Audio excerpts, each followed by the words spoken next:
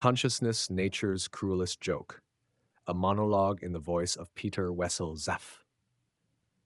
There is a silent contract between life and ignorance.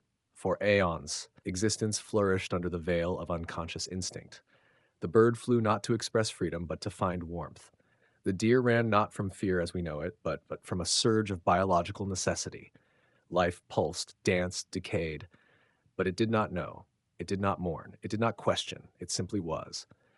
But one day, in the slow and blind mechanisms of nature, a creature was shaped by accident, one with a mind so sharply turned inward that it pierced the skin of reality, a creature capable of reflection, of anticipation, of standing outside of itself, a creature who could see death not merely when it arrived, but long before, who could conjure it in dreams, who could fear it even in moments of joy. That creature was us.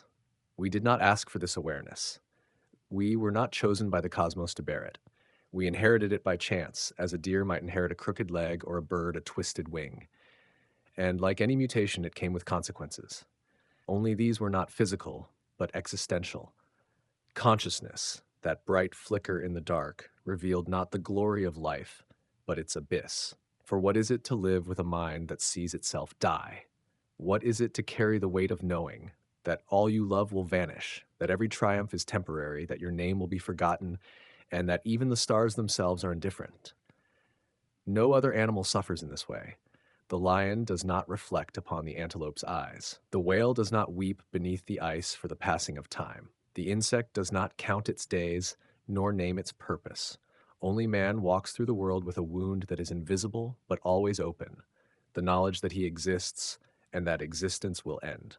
This knowledge does not elevate him, it breaks him. So we build walls against it. We distract, we deceive, we divide ourselves into rituals and roles, into nations and names. We invent meaning, not because meaning is there, but because the absence of it is unbearable. Religion is one such wall. It promises us purpose, reward, reunion. It clothes the void in garments of love and cosmic justice. But behind the veil, the void remains, quiet, patient, unconcerned. Another wall is culture. We sing, write, dance, not only to express, but to forget. Art is often mistaken for celebration. In truth, it is consolation, a scream arranged beautifully. Some climb higher into intellect, into science and reason. They think clarity will soothe the ache. But knowing the stars are made of hydrogen offers no comfort when you lie awake, fearing your own vanishing. Even love, perhaps the brightest flame we can kindle, flickers in the wind of awareness. For to love is to invest meaning in the mortal, to tie your joy to something fragile. Love makes us more human, yes, but more vulnerable to the truth. This is the human condition, to know more than we can endure. Some choose to lie, to pretend that life is fundamentally good, that suffering refines, that death is natural and noble.